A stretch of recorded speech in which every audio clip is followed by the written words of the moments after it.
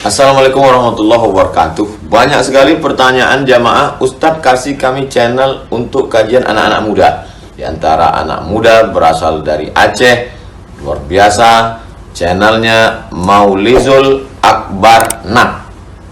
Tonton, subscribe, like, share, komen.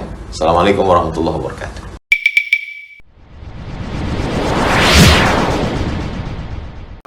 Alhamdulillah, pada sore yang berbahagia ini Allah kumpulkan kita bisa duduk bersama di Menasah Belangasan, Kota Sigli. Terima kasih kepada Tengku Imum Belangasan yang Tengku Munawar yang ikut hadir bersama kita. Terima kasih kepada Ayah Bunda Mandum yang sudah sudi berhadir dalam kajian usariyah kita pada sore yang berbahagia ini. Kita mengangkat topik masalah keluarga dalam hubungannya juga dalam pendidikan dengan anak kita. Maksud kita semua tak lain adalah untuk saling menasihati dalam kebaikan, terkhusus adalah saling menasihati kita dalam mendidik anak-anak kita, yang semua ayah bunda sedang masa kita semua punya anak yang masih hidup bersama kita dalam keluarga, masih di dunia pendidikan, yang kita mengharapkan impian kita anak kita itu adalah insya Allah lebih baik dari orang tuanya. Betul? Bersama lagi urgensi atau lebih good? Bena yang sama, ya. Sama mantan hajit lebih good, ya. Bagus. Arti impian kita lebih baik terhadap untuk semua anak-anak kita. Jadi selama masih ada anak-anak di rumah, masih ada kasih sayang. Ya, kita perlu tahu bagaimanapun ayah bunda kita merasa kesulitan, kesusahan mungkin dengan anak kita, ketahuilah bahwa selama anak masih bersama dengan kita di rumah, kasih sayang itu sangat besar ada di rumah. Karena anak itu tanda kasih sayang Allah. Banyaknya anak kita di rumah, adanya anak kita di rumah, tanda kasih sayang Allah itu masih bersama dengan kita. Maka kita selaku orang tua mendapat tanggung jawab besar di sisi Allah Subhanahu wa taala dalam kita mendidik anak-anak kita. Nah, topik yang akan saya bawakan atau kita bicarakan pada pertemuan ini adalah tentang bagaimana orang tua menjadi qudwah, menjadi teladan dalam keluarga, ya, bagi anak-anak kita. Nah, dalam Al-Qur'an Allah telah menjelaskan manhaj al-qudwah, bahwa manhaj al-qudwah artinya apa? Metode keteladanan itu diajarkan oleh Nabi SAW, ya. Laqad kana lakum fi Rasulillahi uswatun hasanah liman kana yarjullaha wal yawmal akhir, ya, wa dzakarallaha katsira. Jadi telah ada pada diri Rasulullah itu suri teladan yang baik dalam bahasa orang Melayu, ya. Ada qudwah, ada uswah hasanah yang baik pada diri Rasulullah. Pendidikan dengan qudwah ini adalah pendidikan para nabi, berbeda dengan pendidikan saintis, ya. Kalau pendidikan sains artinya penting paham, yang penting banyak tahu, ya. Tapi kalau qudwah bukan paham dan banyak tahu saja, tetapi adalah ngikut, bagaimana meniru dan mengikuti sesuatu yang baik, ya. Jadi akhlak itu diturunkan bukan dengan membuat banyak kepahaman, bukan dengan banyak kita menghafal, tetapi pendidikan akhlak kepada anak-anak itu adalah dengan banyak meniru, ya, menurunkan sebuah kebiasaan yang baik itu adalah dengan banyak melihat contoh, ya. Dan inilah manhaj para anbiya dalam mengajarkan qudwah ataupun akhlak kepada para sahabat. Ketika misalkan ada orang Arab Badui yang masuk ke masjid dan dia kencing di masjid, Rasulullah SAW menyuruh para sahabat untuk tidak menghardik, tidak memarahi, dan juga tidak melarang dia yang sudah terlalu kencing di masjid, sudah kelewatan kencing di masjid, ya jangan diganggu, sampai diganggu pun jangan, kata Nabi. Kenapa? Biarkan, karena dia sudah terlanjur, ya. Cari solusinya saja, kemudian nanti cari air, kemudian siram di tempatnya, kemudian Nabi peringatkan atau nak kasih nasihat kepada orang yang terlanjur ini bahwa di masjid untuk solat, zikir dan baca Al-Quran, tidak boleh yang lain. Nabi ingin kasih tahu kepada para sahabat cara menegur orang itu tidak dengan kasar, dan tidak juga orang yang terlanjur itu menampakkan dirinya bersalah di depan umum langsung begitu, itu menghilangkan harga dirinya. Tidak, tapi dinasihati dengan cara baik. Nabi ingin nampakkan kepada para sahabat demikian. Ya, begitu juga banyak ditegur oleh Nabi sahabat-sahabat yang lain, ya. Bentuk qudwah itu. Nah, maka dari sini bentuk qudwah sekarang yang ingin kita bicarakan dalam berkeluarga, kita bagi anak-anak kita, ayah dan bunda, ya. Khususnya di sekolah, khususnya di tempat ngaji, ya. Guru-guru kita, ustadz-ustazah kita, itu kita ajarkan juga untuk membaca anak-anak dari keluarga, membaca anak-anak dan kondisi keluarganya seperti apa. Guru-guru tahu loh bagaimana kondisi anak kita di sekolah dan bagaimana keluarganya melalui anak itu. Guru bisa tahu dan harus tahu. Kalau seandainya guru nggak mampu membaca kondisi keluarga dari anak, itu nggak bisa jadi pendidik. Ya, nggak bisa jadi pendidik. Guru harus mampu membaca kondisi seorang anak, ini keluarganya ada apa. Dan memang terpancar, memang begitu adanya. Ya, begitu. Mulai dari ucapan si anak-anak yang ucapkan, ya, kemudian juga dari tingkah lakunya, itu adalah tingkah laku di rumah diketahui dengan tingkah laku dari komunitas sekolahnya. Itu bisa dipilah sama guru. Nyo dari rumahnya, yang nyo dari ngon mbak sikula. Ketahuan itu. Ya, ketahuan sama guru-guru pendidik, ya. Nah, dari sini Bapak Ibu yang dimuliakan Allah, ya. Ada kasus misalkan kita di sekolah, ya, bukan di sekolah kita saja di SD, ya, tapi sekolah anak-anak kita walaupun secara umum, ya. Seorang ibu atau seorang orang tua yang sering merendahkan guru atau sekolah di depan anaknya, anak-anak itu sulit untuk dididik di sekolah itu. Ya, anak-anak itu sulit untuk mendengarkan dan juga sulit untuk mendapatkan pendidikan dari gurunya. Kenapa? Karena dia sering mendengarkan dari orang tuanya sesuatu yang merendahkan, menghina guru. Ya, padahal kita sangat mengharapkan guru itu jadi partner yang nggak mampu kita lakukan, itu kita minta guru untuk melakukan itu pada anak kita. Partner penting dalam pendidikan anak. Kan kita mau anak saya ini, kalau saya bilang nggak mau dengar, tapi kalau ustadznya bilang, gurunya bilang, dia dengar. Selalu ada begitu. Tapi pada saat seorang guru misalkan atau seorang orang tua merendahkan, marah-marah, apalagi maaf cakap kalau ada yang sampai memaki di depan anaknya, itu bahaya bagi anak. Akan pudar, akan hilang, ya,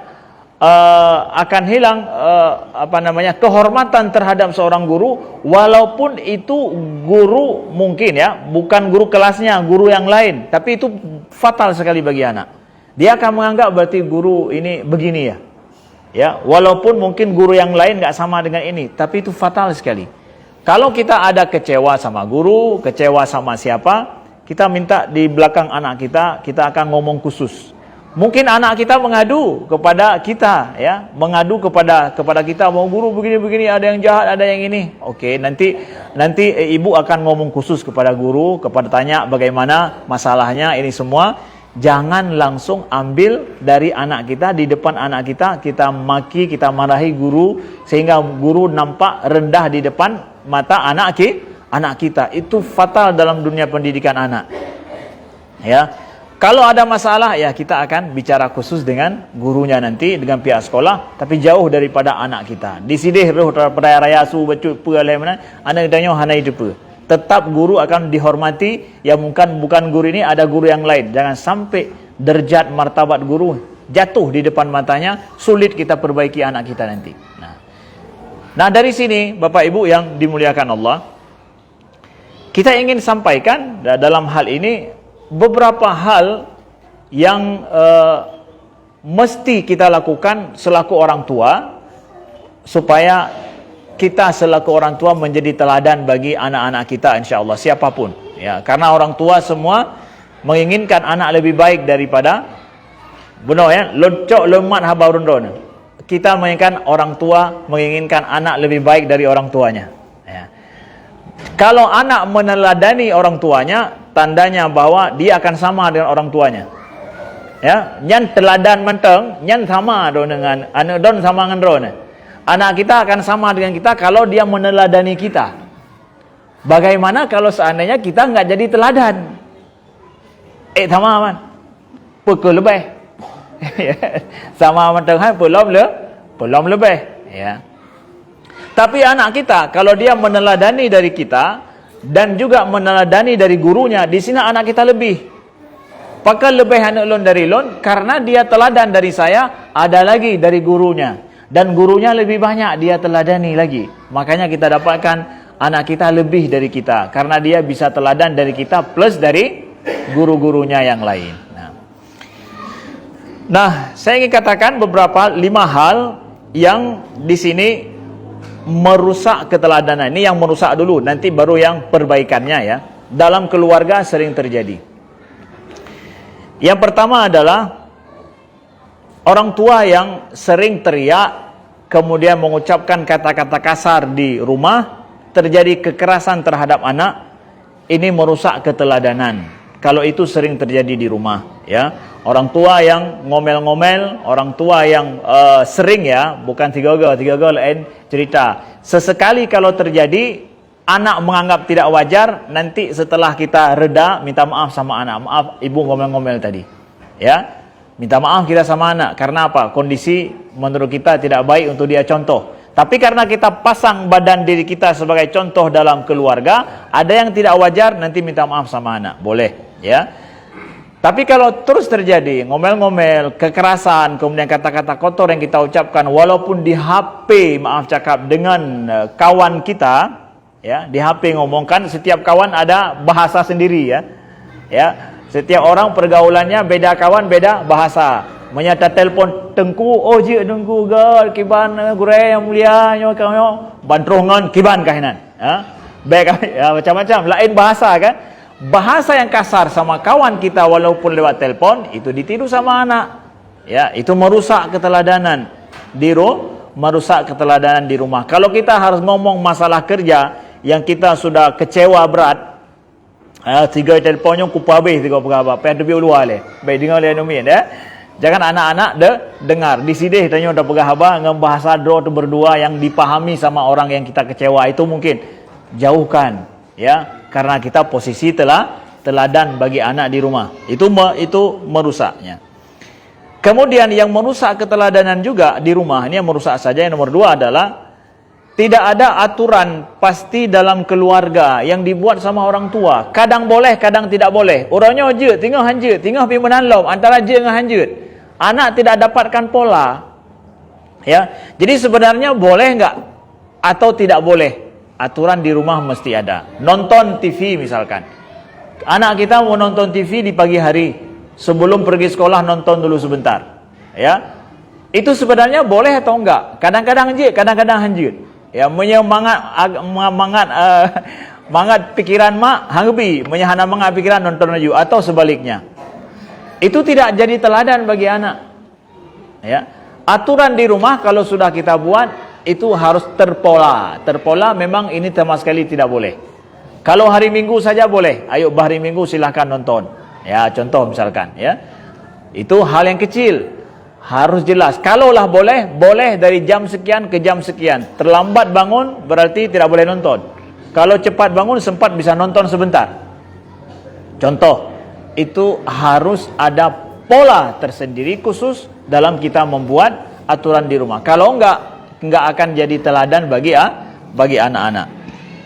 Nah, dan dari ketidakadanya pola ataupun kepastian aturan di rumah kita, ini kemudian jadi anak itu disebut dengan bahasa Arabnya izdiwajiyah. Izdiwajiyah itu anak yang, maaf cakap, urang Aceh gepegah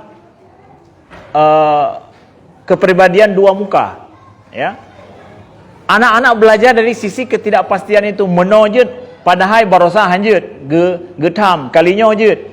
Dulu dilarang, tapi sekarang yang dilarang itu boleh dilakukan. Itu kepribadian izdiwajiyah bahasa Arab namanya, kepribadian dua muka. Jadi anak nggak ada kepastian untuk dia harus memegang aturan.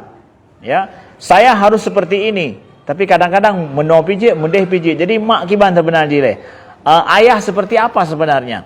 Itu cikal bakal daripada kepribadian izdiwajiyah itu, kepribadian yang dua muka, tidak ada pasti. Sehingga gesemayang pi meno pinyoy kanyan. Nya wate ka raya. Ya, dia tidak dapatkan kepastian sebuah aturan. Kita harus tanamkan itu sejak dini. Ya, walaupun dalam aturan yang biasa dalam rumah tangga dari sejak kecil. Ya. Kemudian juga yang merusak keteladanan dalam keluarga juga adalah pada saat kita terlalu memperhatikan salah satu daripada anak kita. Ya, nampak sekali berlebihan perhatian pada salah seorang anak kita. Dan itu dirasakan oleh yang lain, oleh anak yang lain. Merasa bahwa dia lebih disayangi daripada anak yang lain. Ini merusak keteladanan orang tua pada anak-anak. Ya. Kasih sayang harus dibagi sama rata. Ya, perhatian dibagi sama rata. Kalau si kecil salah, meminta dan merebut punya abangnya sekalipun, kita bela hak abangnya. Ya, jangan melulu gara-gara dia kecil maka dia boleh sesuka hati minta punya abangnya. Ya, kita ajarkan juga bagaimana dia harus minta izin, bagaimana dia juga menghargai ini punya abang. Nanti setelah abang main, kamu baru boleh main. Walaupun menangis nggak ada masalah, karena ini punya abang, nanti baru boleh. Ya, kalau abang tidak di rumah atau abang sudah kasih, minta izin baik-baik baru boleh. Ya. Jangan nampak ada salah seorang anak kita itu lebih, salah seorang anak sudah merasakan dia itu lebih kurang disayangi oleh orang tuanya, yang lain lebih disayangi. Ini kita harus cepat-cepat minta maaf sama anak kita. Ya, kita minta maaf kalau seandainya dia merasakan itu.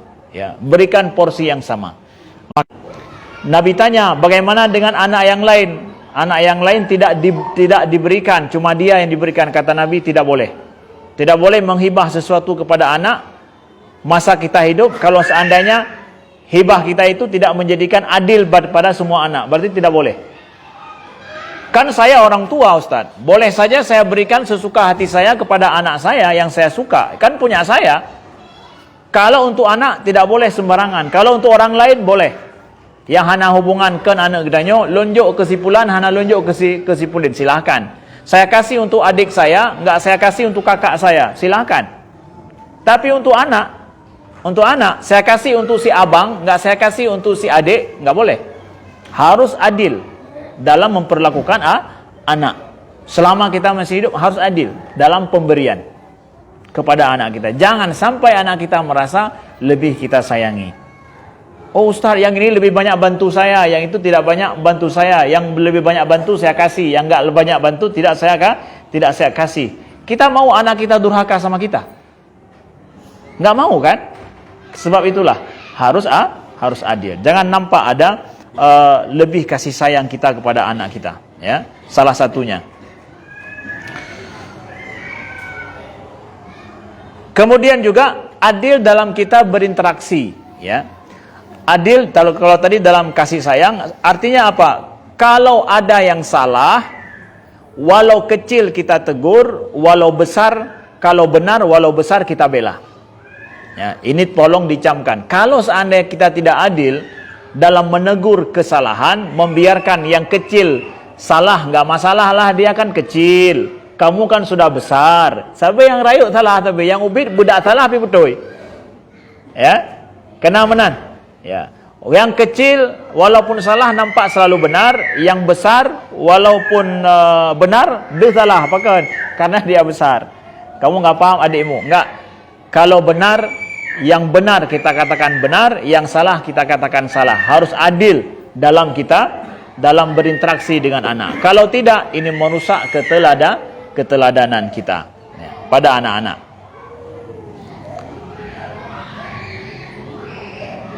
Kemudian yang merusak keteladanan nomor 5 ingin saya sampaikan dalam kesempatan ini adalah jangan ayah bunda membanding-bandingkan anak kita dengan anak orang lain di depan anak kita.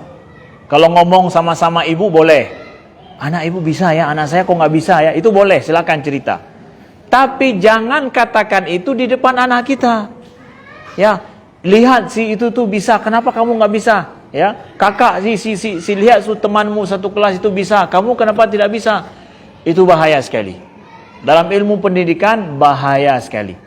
Tidak boleh kita bandingkan anak kita dengan anak orang lain langsung dengan anak kita sendiri jadi patron. Kok anak saya belum bisa ya, anak ibu itu bisa. Oh itu boleh.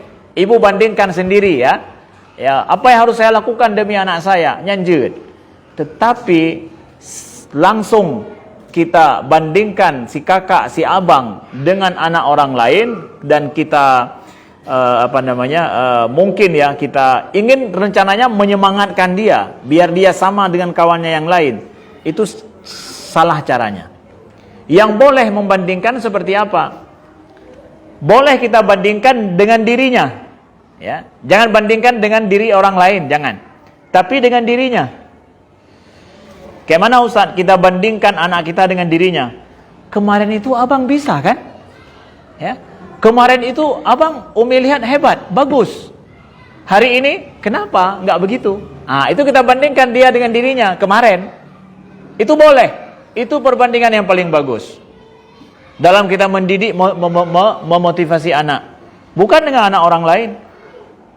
Itu akan kita itu akan hilang keteladanan pada anak. Dia akan merasa dihina kalau seandainya ini ya. Kalau seandainya dia tidak sama dengan kawannya yang lebih baik, atau mungkin dia akan merasa sombong pada saat kita bilang, oh bagus abang, nggak seperti si fulan itu, nggak seperti si ini. Jangan, dia akan merasa sombong, dia akan menghina kawannya yang kita bandingkan. Kalau merasa bahwa dia itu lebih, lalu kita katakan anak orang lain tidak baik, dia akan merasa akan menghina anak orang itu, akan dia bully anak itu, dan dia akan merasa lebih daripada dia. Jangan, ya. Bandingkan dia dengan dirinya, ya, bandingkan dia dengan dirinya, ya, itu boleh, sehingga itu menjadikan dia biasa untuk memperbaiki diri dan merasa semangat dengan kemampuan dia yang telah ada.